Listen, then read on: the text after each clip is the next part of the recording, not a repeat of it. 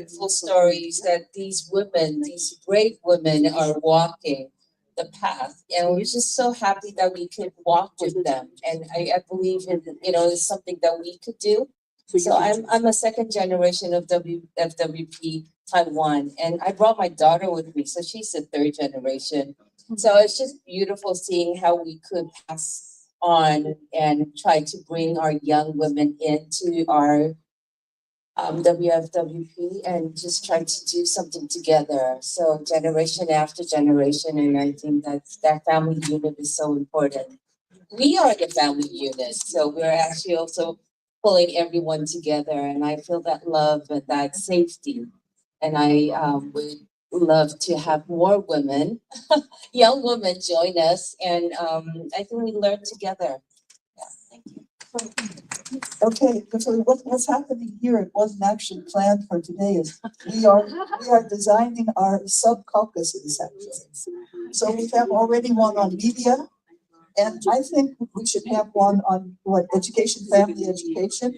But as you said, we need some multi-generational members of that caucus. So is there anybody who would like to take? Family, Carolyn? Yeah, family. Yeah. But let me just just see if there are any volunteers who would like to be in such a group, who would just do it a little bit extra homework.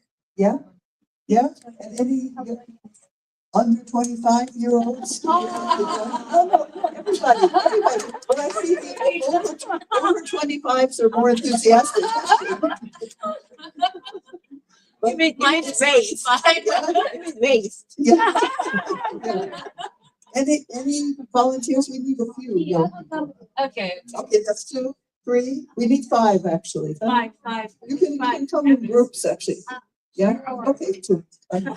It's not under 25. So I actually thought you were about 18 as well. It's over 25. So okay, you have 5. So you take time. Yeah. You are officially a sub-caucus of this, working toward agreed conclusions. And then you have to write up a few notes, a few recommendations, and send them to Lena. Okay. Okay. Now, can I call on you, Chica? Finally.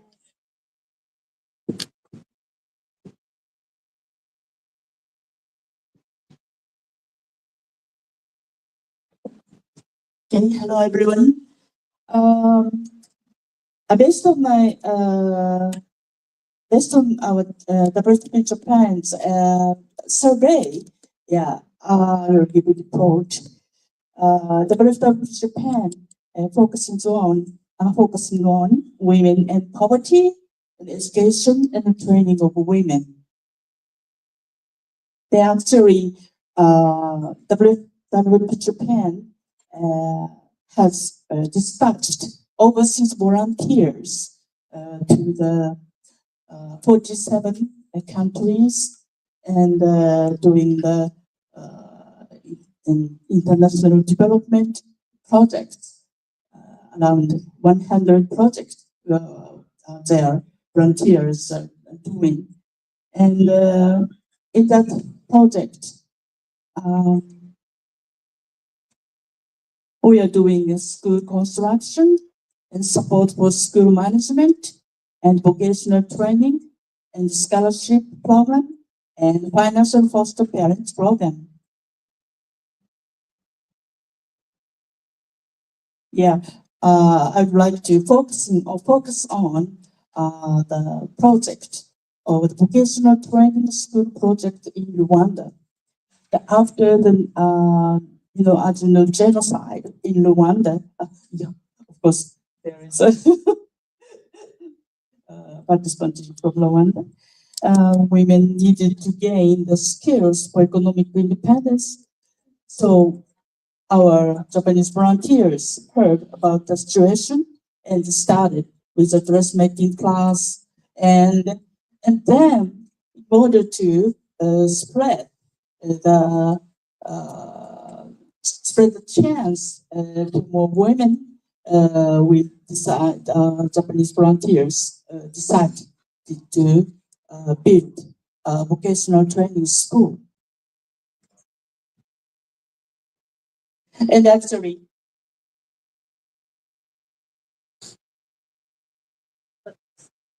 国連に対するレコメンデーションの話だ。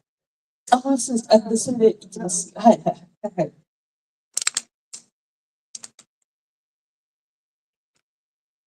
Actually, through we are doing that. We really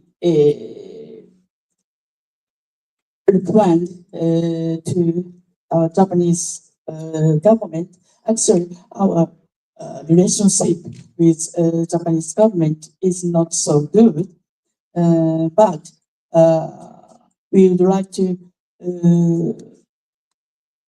We need actually more support to the civil societies in Japan and more support of the fund to the civil societies in Japan. Actually, they are very, very limited. And also, we would like to recommend that the government need to give more opportunity to foster a leadership for young men and women limitlessly. It is very limited occasion. They are really suffering, and so we would like to recommend these points. Okay, thank you so much. Thank you. So maybe before you send that in, Chica, maybe before you send that in, maybe list some specific point, how you think your government can help those young people to attain better status. And so think maybe with your team, you can think a little bit further, okay? Okay, so everybody reported?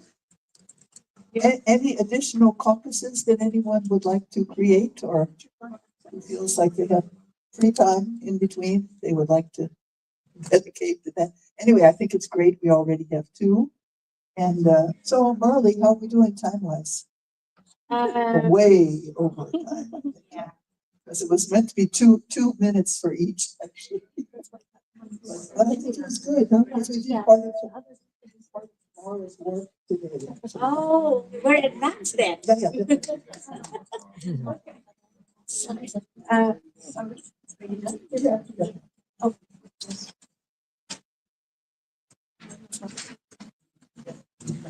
All right, thank you so much, Carolyn. Thank you, Lina. Everyone, really. Let us give all of you and Carolyn a big round of applause. Thank you so much. Okay, when we are too inspired and into our work, then sometimes we lose our way in terms of time. So, we're behind time, but we're advanced for tomorrow's work. So, see, that's interesting.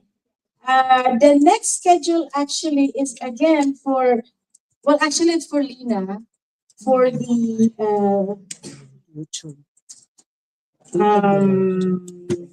national and regional contributions and preparation of civil society report for the UN Voluntary National Review and Voluntary Local Review to be given by Lina Kindell.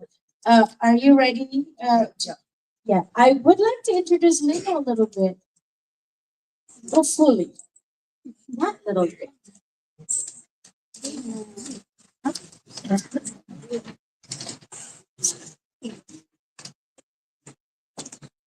Ms. Lina Kindell is a dedicated human rights consultant at Women's Federation for World Peace International UN office in Geneva, specializing in gender equality and women's rights. With a strong background in international law, transitional justice, and diplomacy, she has worked with the United Nations Human Rights Committee and International Law Commission. Passionate about advocacy and policy development, Lina brings expertise in legal research and strategic alignment with international human rights standards. Let's welcome Lina.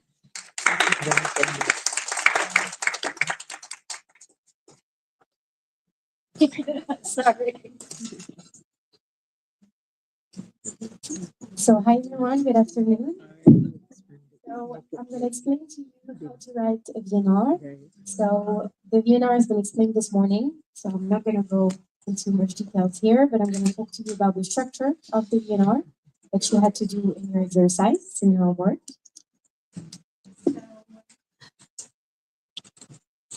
The VNRs, as it has been said this morning, is a report that government submit to the United Nations.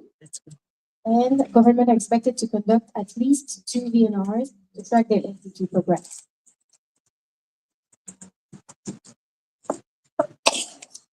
So, why are NGO-led VNRs important? Government may not fully capture grassroots challenges, and that's why NGOs provide alternative perspective on SDG progress. So, the exercise that you had to do includes an introduction. So, why conduct a VNR? What are the key issues you want to focus on? Then the methodology. So, how was the data collected? Who was consulted? The progress and achievements of the positive developments, the challenges and gaps, the barriers preventing further SDG progress, best practices and innovations, next steps and recommendations. So, what actions should be taken? And a conclusion and a call to action. Lina,